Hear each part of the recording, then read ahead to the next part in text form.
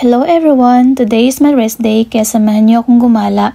Bago nga ako umalis ay sinisigurado ko talaga na inilak ko ang pinto ng aming apartment. Sobrang excited ko nga today dahil medyo matagal-tagal na rin akong hindi nakakagala.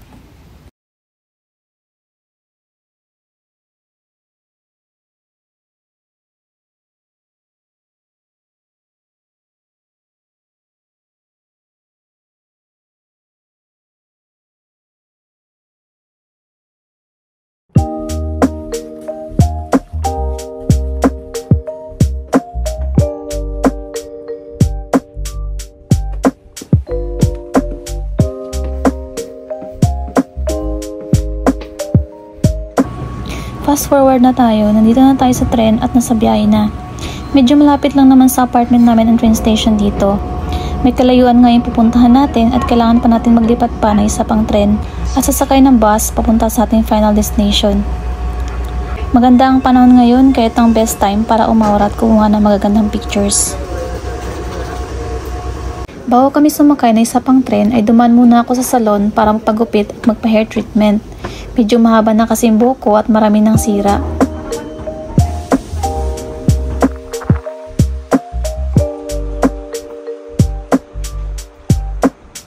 Hindi na ako nakapag-video sa pangalawang tren na nasakyan ko. Nakasakay na tayo ng bus at papunta na tayo sa ating destination. And finally, nandito na tayo. Yung ticket nga pala nila dito cost 700 yen for adult, 560 yen for seniors, 300 yen for elementary and junior high school students, and free entrance naman para sa mga babies. Bukas ito mula 9:30 AM hanggang 5 PM.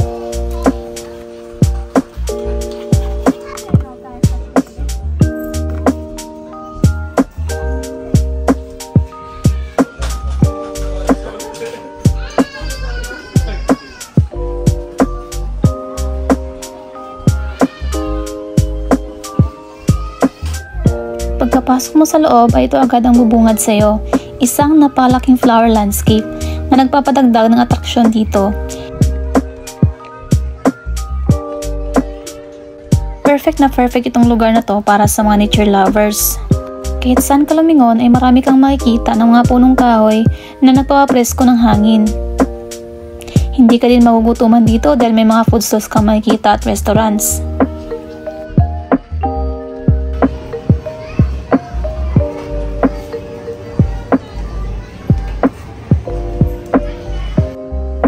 Bago kami maglibot, mas pinili muna namin kumain dahil nakakagutom na. At umorder nga kami ng pizza at isang panghimagas dahil di ko rin naman kayang ubusin mag-isa. Maliit na size lang yung in-order namin dyan.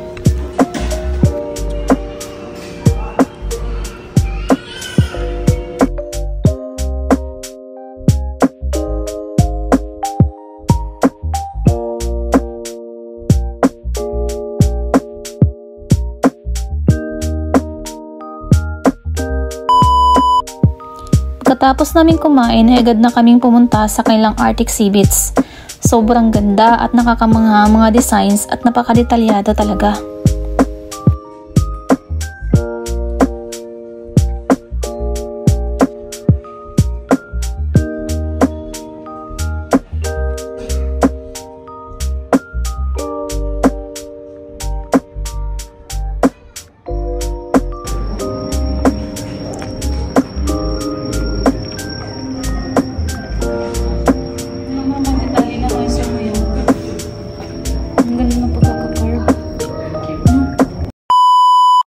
Inaya ko ngayon kasama ko na mag-TikTok dahil minsan lang naman kayo makapunta dito.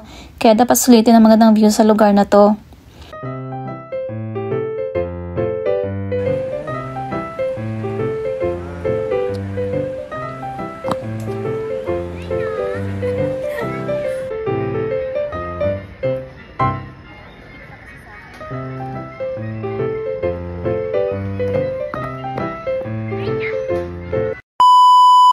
May kalakihan yung lugar kaya na-excite akong maglibot-libot at mag-explore.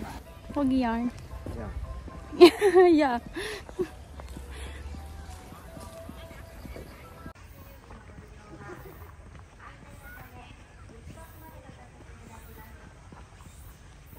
Sobrang ganda nga dito sa Denpa. Sunod namin pinuntahan itong Windmill Plaza. Sobrang ganda at para ka talaga na isang European country. Actually, itong lugar na to inspired from Denmark. Kaya tinawag itong Denpark, which means Japanese Denmark. Syempre, di ko pinagpas magpakuha ng pictures and videos sa windmill area na to.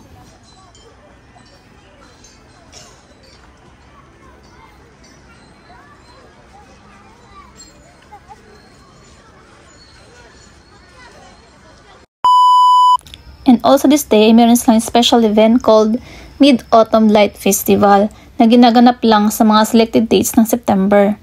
Sobrang ganda at na-miss talaga ako sa mga nakikita ko. At patuloy akong naglalakad-lakad sa palibot nito.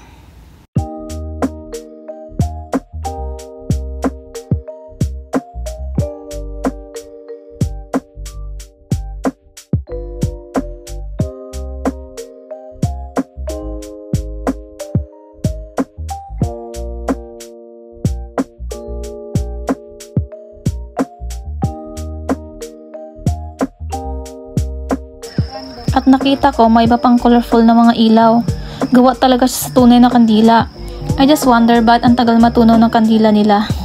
Just kidding. Nagpakuha na din ako ng pictures dito habang patuloy sa pag-explore sa lugar.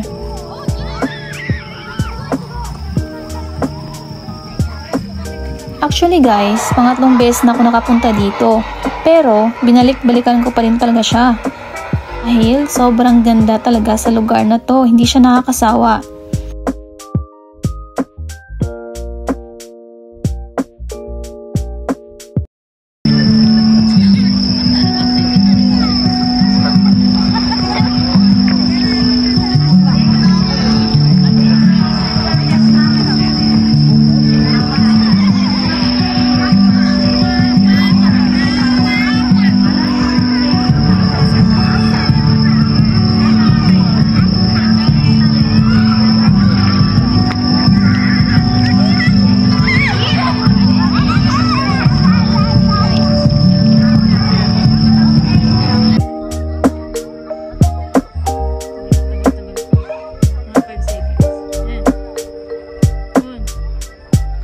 At itong malaking building isang dating exhibition center.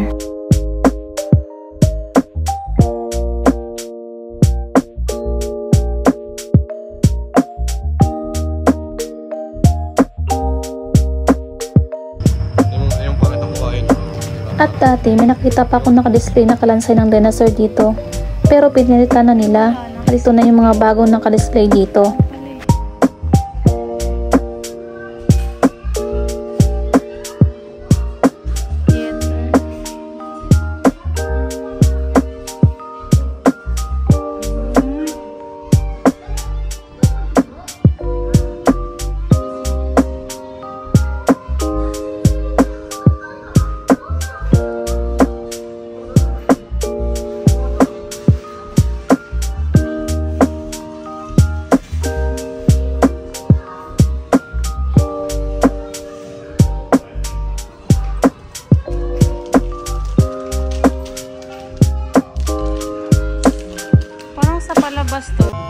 After maglibot ay nanood muna kami ng live performance.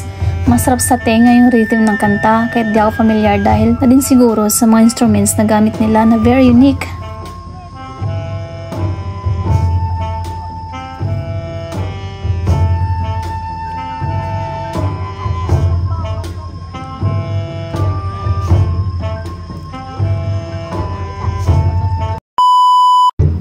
Nakaramdam na naman nga ako ng gutom kaya namili kami ng takoyaki na 6 pieces. Cost 600 yen. Masarap siyang kainin kapag mainit pa. Kaso nakakapaso naman sa digla kaya take your own risk kapag kumakain ka nito.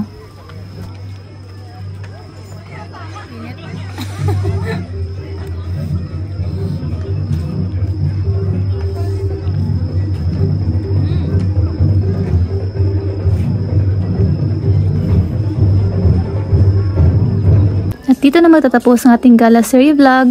Sana nag-enjoy kayo. Ingat and God bless everyone. Bye! Don't forget to subscribe.